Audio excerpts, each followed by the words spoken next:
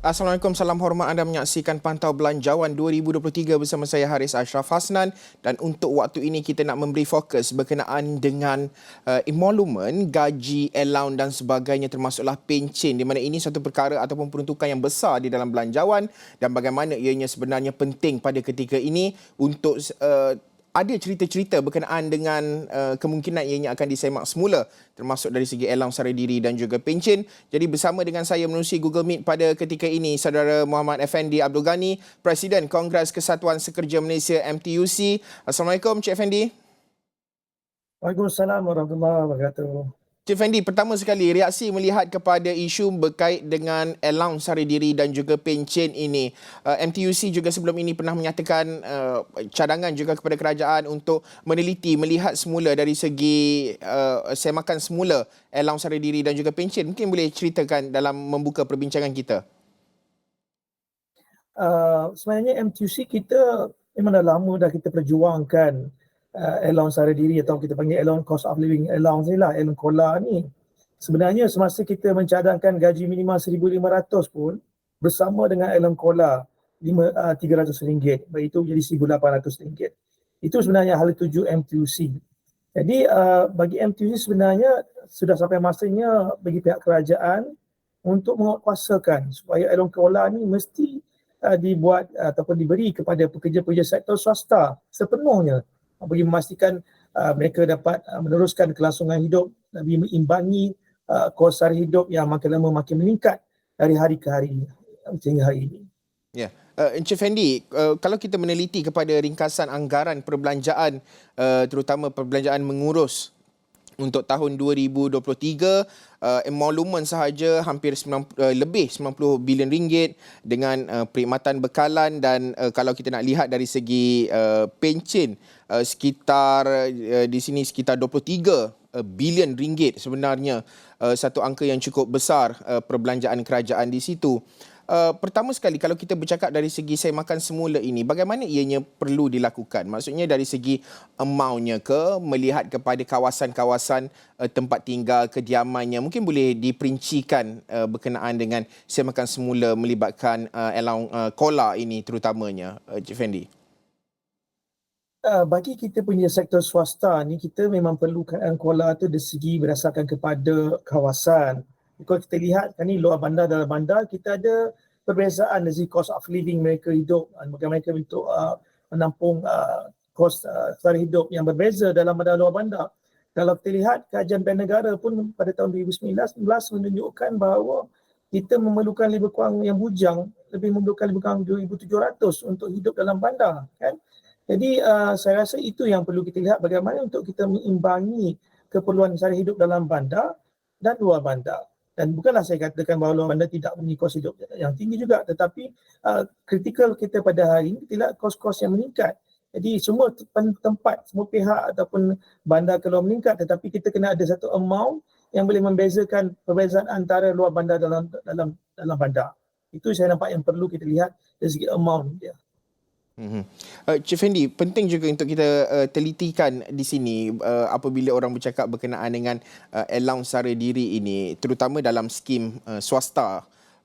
Bagaimana penting juga untuk kita lihat dari segi sebagai contoh pentingnya ada KWSP, dan sebab itu kerajaan menegaskan bahawa tidak benarkan KWSP dikeluarkan, walaupun sara diri ataupun isu melibatkan kos sara hidup ini pada ketika ini boleh dikatakan agak meningkat, dan jelas kita lihat kadar inflasi juga berada agak stabil dan juga mula menunjukkan trend penurunan.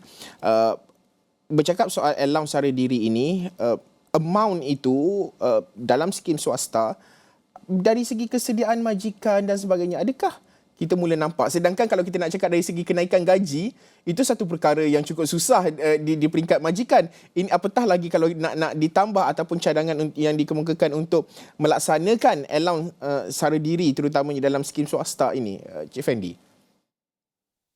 Ya, bagi MTUC kita lihat perkara ini memanglah kita tidak boleh enforce saja menyeluruh, tetapi kita perlukan juga tekanan dari kerajaan untuk menggalakkan mana-mana majikan yang berkemampuan untuk memberi allowance COLA ataupun allowance sara diri kepada pekerja mereka. Sebab hari ini sebenarnya kalau Haris nak tengok, sebenarnya kita dah perlu melakukan beberapa transformasi Kerana kita ada 3 perkara pokok yang perlu kita tangani. Pertama iaitu tentang gaji. Gaji sekarang ni kita melaksanakan gaji minima. Mungkin sudah sampai masanya untuk kita bersama-sama kerajaan dan majikan untuk melihat bagaimana kita untuk beralih kepada gaji progresif ataupun living wage, gaji kehidupan. Secara langsung ini juga boleh mengurangkan kebergantungan kita kepada allowance kos sara hidup tersebut. Yang kedua, pekerja hari ini mereka memerlukan social protections.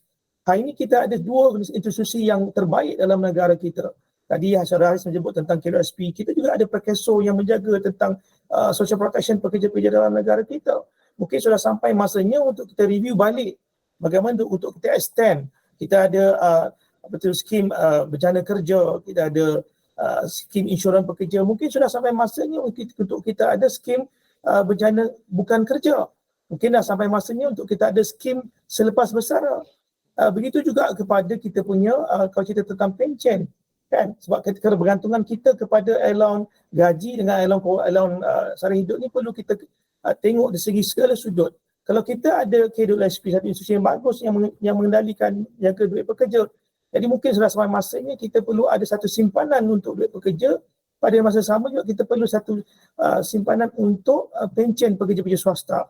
Jadi 3 perkara inilah, gaji yang progresif, social protection kepada pekerja-pekerja dan juga kepada mereka yang akan bersara selepas 60 tahun. Jadi ini 3 perkara elemen yang perlu kita reform untuk bagi kita establish. Jadi jika 3 perkara ini dapat kita lakukan, MTC percaya bahawa di sini mungkin tidak perlu wujud lagi dalam cost of living lah. Tapi sebabkan gaji minimum itulah menyebabkan kita perlu satu tambahan, iaitu allowance sara diri yang bagi memastikan pekerja-pekerja ini dapat meneruskan kelangsungan hidup yang makin lama kos makin meningkat, kan.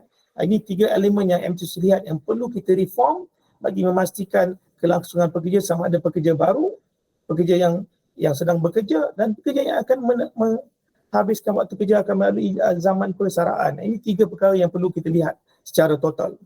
Ya. Cik Fendi, bercakap soal kos sara hidup dan juga gaji ini, gaji progresif banyak kali juga kita bincangkan melibatkan gaji progresif ini. Sedangkan nak melaksanakan gaji minima juga banyak tarik talinya berlaku di situ. Gaji progresif ini sudah tentu ianya memerlukan satu penelitian dan juga kesediaan. Malah desakan juga perlu hadir seperti yang disebutkan Cik Fendi dari kerajaan sendiri dalam kita mula melaksanakan gaji progresif ini.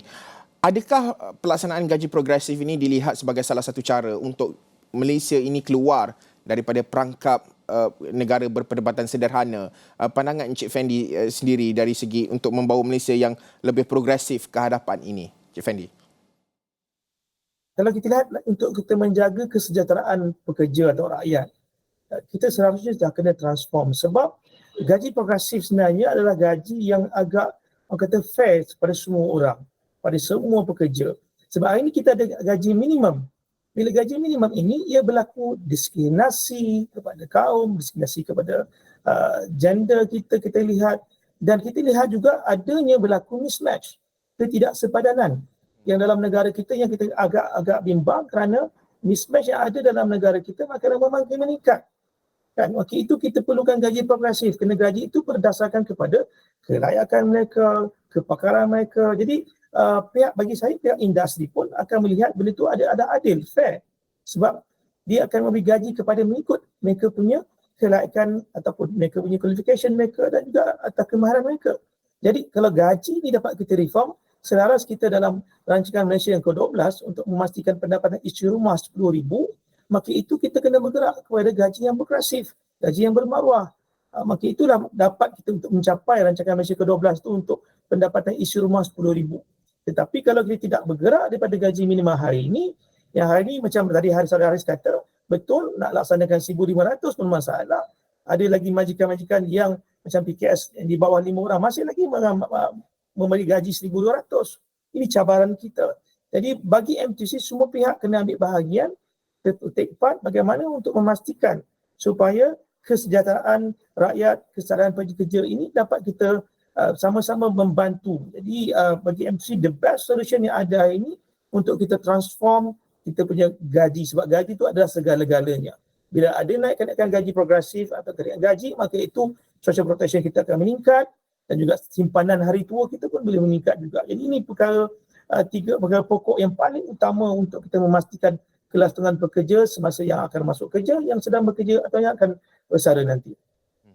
Okey, Encik Fendi, kita nak berhenti rehat seketika. Selepas ini kita akan memberi tumpuan, terutamanya kalau kita bercakap soal gaji progresif ini adalah berkait dengan sektor, kerana kita nak jalankan secara serentak itu mungkin agak sukar, tetapi mungkin ada sektor-sektor tertentu yang boleh kita mulakan. Mungkin syarikat-syarikat tertentu MNC dan sebagainya, JLC, JLIC sudah tentu mempunyai kapasiti dan juga keupayaan di sini untuk melaksanakannya secara berperingkat. Tapi perbincangan ini kita akan bawa selepas ini. Kita nak berhenti rehat seketika, kita akan bersambung semula selepas ini.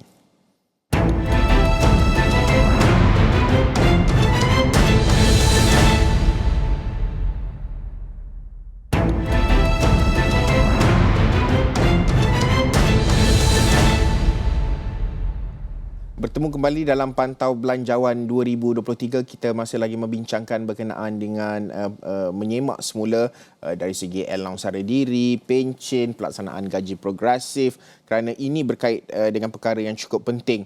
Masih lagi dengan saya menerusi Google Meet pada ketika ini, Saudara Muhammad Effendi Abdul Ghani, Presiden Kongres Kesatuan Sekerja Malaysia MTUC.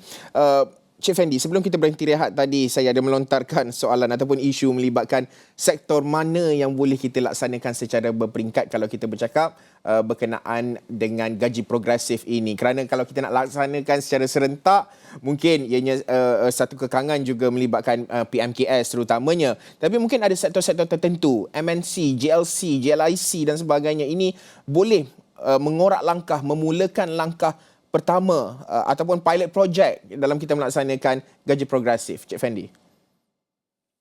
Ya, saya setuju macam kenyataan Haris tadi bahawa mungkin untuk melaksanakan permulaannya kita tidak boleh melaksanakan secara total.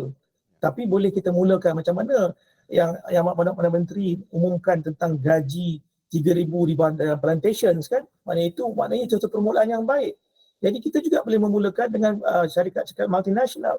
Sebagai contoh, masa kita mengisytiharkan gaji minimal 1,500, ada majikan-majikan multinasional yang mampu memberi lebih daripada 1,500. Contoh macam syarikat Daikin boleh bagi 1,600 gaji minimal, Ion Big boleh bagi 1,800, KLCC Management boleh bagi 2,500. Maka itu maknanya menunjukkan bahawa ada majikan-majikan yang besar ni, multinasional ni, mampu untuk memberi gaji progresif tersebut. Jadi bagaimana untuk kita melaksanakan, kita perlu satu mekanisme. Inilah saya kata tadi, pihak majikan, pihak pekerja, pihak kerajaan, kita perlu sepakat duduk bagaimana untuk kita melihat, membantu bagi mensejahterakan rakyat, mensejahterakan pekerja. Jadi saya rasa ada jalannya yang terbaik, ada solusi yang terbaik. Bagaimana untuk kita membantu supaya, pertama macam saya sebut tadi, kita boleh meningkatkan kita punya productivity, jumlah menurunkan kita punya kadar pengangguran kita, utamanya golongan belia, dan juga menaik minat golongan belia untuk bekerja sebagai pekerja tetap, dan juga kita ingin mengurangkan berlakunya ketidaksepadanan atau mismatch tu. Jadi ini saya rasa perkara pokok yang perlu kita buat dari sekarang supaya untuk mengelakkan negara kita terjumus dengan pekerja-pekerja yang baru, mungkin yang ada kemahiran yang akan pergi ke luar negara, mungkin akan migrate tempat lain kan. Jadi ini akan pergi ke luar negara jiran. Jadi kita akan kehilangan pekerja-pekerja yang punya berkemahiran tinggi ini. Mungkin inilah masa yang sesuai untuk kita bincang bagaimana untuk kita reform. Tapi kita macam kita laksanakan gaji minimum pun, kita dah laksanakan bagi masyarakat-masyarakat yang berkemampuan, macam PKS 5 ke atas, 1,500. Itulah mekanisme yang mungkin boleh kita buat atau kita wujudkan untuk bagi kita melihat bagaimana untuk kita bergerak ke arah gaji progresif tu. Ya, Encik Fendi ada menyebut berkenaan dengan isu brain drain tadi dan juga bagaimana kita nak memastikan bahawa modal insan, kepakaran kita yang ada di negara ini tidak keluar dari Malaysia. Kita tidak akan kerugian individu-individu yang akan membangunkan Malaysia ini. Pandangan Encik Fendi, mampukah ianya menarik minat yang dah ada di luar itu untuk kembali? Kalau kita bercakaplah soal brain drain ini apabila kita mula melaksanakan ataupun kita memberi allowance yang sewajarnya dan juga pelaksanaan gaji yang progresif, dan apa bentuk insentif yang mungkin boleh dilaksanakan dalam kita nak menggamit kembali hati mereka, nak mengajak kembali yang dah ada di luar negara itu untuk kembali bekerja di Malaysia ini, Encik Fendi? Sebenarnya kebanyakan mereka kalau kita kajilah kenapa mereka pergi ke luar negara. Kebanyakan mereka pergi migrate tempat kerja yang of course dia melibatkan gaji.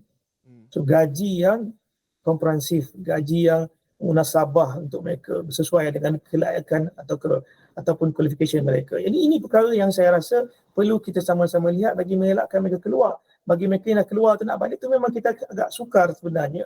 Tapi dari sekaranglah kita kena bermula untuk memastikan mereka tidak balik. Sebab hari ini cabaran kita bukan sahaja dari segi otomasi, digitalization, mismatch, ada juga cabaran kita dalam pekerja-pekerja gig kan. Banyak kita ni graduan-graduan kita telah beralih kerja dalam kerja gig ekonomi. Ini menunjukkan bahawa inilah menyumbang kepada berlakunya mismatch. Jadi untuk mengelakkan mereka berlaku mismatch atau keluar ke negara, saya yakin kita perlu ada satu gaji yang progresif berdasarkan kelayakan mereka dan kemahiran mereka, dan ini boleh menarik minat mereka untuk kekal dalam negara atau kembali ke dalam negara kita untuk menyumbang kepada negara, pembangunan ekonomi negara kita. Ini yang perlu kita buat permulaan ini, bukan memastikan. Pertama yang dah keluar tu satu hal lah, tetapi yang mereka yang ada hari ini kita kena jaga. Kita kena perlu ada reskilling, upskilling bagi memastikan pekerja yang ada hari ini bersedia kompetitif dengan pasaran pekerjaan semasa hari ini. Encik Fendi, sejauh mana dari segi libat urus bersama dengan pihak-pihak berkepentingan? Saya faham di peringkat MTUC sudah tentu Kementerian Sumber Manusia itu satu cukup penting untuk saling bekerjasama dan mendapatkan feedback dan juga pelaksanaan inisiatif. Bagaimana dengan stakeholders yang lain? Mungkin boleh bawakan kami kemas kini dan juga perancangan-perancangan di peringkat MTUC, apa yang perlu disegerakan dan sebagainya, Encik Fendi. Pada hari ini kita lihat sebenarnya engagement kita dengan stakeholder lain, kita ada satu platform. Kita panggil di bawah convention ILO 144, social dialogue. Kita terdapat dialog, negara kita ada terdapat dialog antara majikan, pekerja dan kerajaan. Itu satu platform yang baik bagi sebenarnya untuk perbincangan antara kerajaan, majikan dan pekerja untuk mencari satu keputusan win-win situation dalam keadaan hari ini. Jadi bagi MT sekarang ni kita lebih ke arah kepada gaji progresif tersebut. Kerana hari ini seperti saudara Haris tahu berlaku cadangan untuk mewujudkan persaraan 65 tahun sebabkan selepas 60 tahun mereka need to survive dari segi orang kata kos perubatan mereka meningkat. Jadi perkara itu kita kena sedia dari awal. Puncanya adalah gaji. Kita perlu gaji yang progresif, memastikan bahawa kita, yang kedua, kita ada juga perlu ada satu social protection yang baik untuk pekerja dalam negara kita. Ini dan ketiga adalah satu simpanan untuk kita punya pekerja apabila bersara nanti. Jadi tiga elemen ni MTUC ke arah tersebut. Bagaimana untuk membantu adanya gaji progresif, perlindungan secara total kepada pekerja sama ada dalam keadaan bekerja atau dua waktu bekerja, dan juga perlindungan kepada mereka selepas bersara, bagaimana untuk kita buat bagi membantu mereka menampung kos perubatan mereka selepas bersara, dan juga kita perlu reform juga dari segi KDSP. Bagaimana untuk kita membantu rakyat yang memerlukan bantuan. Sebab kita tak naklah setiap kali ada masalah kita nak keluarkan KDSP. Mungkin dah sampai masanya how we need to transform KDSP to become antaranya simpanan wang pekerja. Pada sama juga untuk membantu pekerja buat pengeluaran semasa dan juga bencana. Dan pada masa sama juga untuk memastikan bagaimana KDSP boleh membantu pekerja untuk menyimpan, menjadikan mereka transform kepada simpanan mereka kepada pension kerja swasta ni. Ini elemen yang saya MTUC tengah lihat untuk bersama-sama. Di samping tadi option yang kita ada mungkin cost of living along kos hari hidup tersebut. Tetapi bagi MTUC percaya dengan adanya transformasi kepada gaji progresif ni, ia boleh membantu dan kita tidak perlu mungkin kita tak perlu cost of living allowance, tapi mungkin pada gaji progresif tu dah boleh membantu pekerja untuk survive dalam keadaan hari ini. Ya, Encik Fendi, menyebut berkenaan dengan pencen, saya nak bawa perbincangan kita masuk kepada pencen. KWSP dan juga pencen MTUC juga menegaskan banyak kali bahawa jangan benarkan dari segi pengeluaran secara umum, secara menyeluruh yang akhirnya akan menjejaskan simpanan untuk masa hadapan kepada ahli KWSP itu sendiri. Itu mesej yang cukup jelas. Tetapi pada masa kini, kalau kita lihat antara inisiatif yang dilakukan sandaran KWSP kepada pinjaman bank dan juga kalau kita lihat nak menuju ke hadapan ini, usaha untuk menambahkan simpanan ahli KWSP itu satu cabaran yang cukup besar. di peringkat MTUC ada kemungkinan untuk kita meneliti dari segi pindaan-pindaan tertentu, dari segi peratusan sumbangan dari peringkat majikan maupun pekerja itu sendiri dalam usaha untuk memastikan bahawa simpanannya itu kekal berdaya tahan tak kala umur mencapai lebih 50 lah kalau kita bercakap 55, 60 dan sekarang ini cadangan untuk melanjutkan tempoh pencen ke peringkat umur 65. Pandangan Cik Fendi. Kalau kita lihat hari ini KWSP selepas 5 pengeluaran 145 bilion telah dikeluarkan sepanjang tempoh pengeluaran yang keluar yang dibenarkan. That's why saya lihat MTC melihat bahawa kita perlu reform KWSP ini bagaimana pada KWSP boleh berfungsi sebagai satu untuk simpanan hari tua. Yang kedua untuk membantu pekerja. Dari segi tentang pinjaman perumahan akaun 2 kan kita ada 2 akaun. Akaun 1 dan akaun 2. Dan mungkinlah sampai masanya kita kena reform bagaimana untuk kita wujudkan 3 akaun yang membolehkan satu lagi akaun ketiga ni bersifat sebagai akaun yang membantu pekerja pada keperluan semasa. Ini untuk mengelakkan kita punya perkara bergantungan kepada akaun 1 ni untuk kita keluar kan itu tak boleh usik sebenarnya. Itu adalah untuk sebenar hari tua kita. Jadi bagi MTUC sebenarnya gaji by itself sebenarnya bila ada peningkatan gaji minimal 1,500 serta langsung yang meningkatkan caruman pekerja kepada dalam simpanan KWSP ini. Dan juga kalau kita ada gaji progresif saya rasa mungkin itu akan meningkatkan lagi simpanan yang ada hari ini. So maknanya sekarang ni kita perlukan satu gaji mana kekesan pada gaji yang ada itu akan menyebabkan peningkatan kepada caruman dalam KWSP. Dan dah sampai masa juga bagaimana untuk kita fikirkan untuk kita wujudkan satu KWSP kumpulan simpanan wang pekerja, mungkin kita ada kumpulan simpanan pension pekerja. Bagaimana untuk kita reform? Ini adalah perkara yang saya lihat dari segi long term dalam keadaan hari ini kita perlu untuk menyediakan pekerja-pekerja sektor swasta ni selepas mereka bersuara 60 tahun mereka dah ada simpanan yang cukup dan juga ada pension bulanan yang mereka akan terima untuk mereka menampung kos-kos perubatan dan kehidupan mereka. Jadi bagi MTUC soal kepada umur 60 tahun, 5 tahun itu bukan satu jalan penyelesaian yang baik sebenarnya. Sebenarnya kita kena lihat 3 perkara pokok yang saya sebut tadi tu yang perlu kita reformkan dulu bagi memastikan adanya simpanan yang cukup untuk pekerja-pekerja dalam negara kita selain mereka untuk usaha kan untuk gunakan simpanan akaun 1 ke 2 atau 3. Jadi ini yang saya rasa satu reformasi yang perlu dibuat terhadap struktur KWSP itu dan kemungkinan besar jugalah kalau ada gaji yang progresif, gaji yang tinggi kan mungkin secara langsung kita boleh meningkatkan peratusan potongan caruman kita kepada KWSP itu bagi membantu bagaimana untuk kita survive. Kalau kita contoh ada 3 tabung, ada 3 akaun yang akan kita boleh wujudkan lah. Itu pandangan MTUC supaya kita kena transform KWSP ini dari keadaan biasa kepada keadaan yang bersedia yang akan berlaku kepada apa yang akan berlaku yang akan datang. So itu pandangan MTUC lah. Baik. Cik Fendi, sudah tentu banyak perkara yang boleh kita bincangkan, meneliti menuju ke hadapan dan ini bukanlah sewajarnya platform untuk MTUC sahaja. InsyaAllah pada masa akan datang kita akan cuba dapatkan pandangan pihak-pihak berkepentingan yang lain. Sudah tentu kita mahukan membawa Malaysia ke arah yang lebih progresif dengan pelbagai inisiatif-inisiatif termasuk di bawah Belanjawan 2023. Terima kasih sekali lagi Encik Muhammad Effendi Abdul Ghani, Presiden Kongres Kesatuan Sekerja Malaysia MTUC berkongsi pandangan cetusan idea. Sekian sahaja pantau Belanjawan 2023 untuk waktu ini. Saya Haris Ashraf Hasnan. Assalamualaikum dan salam hormat.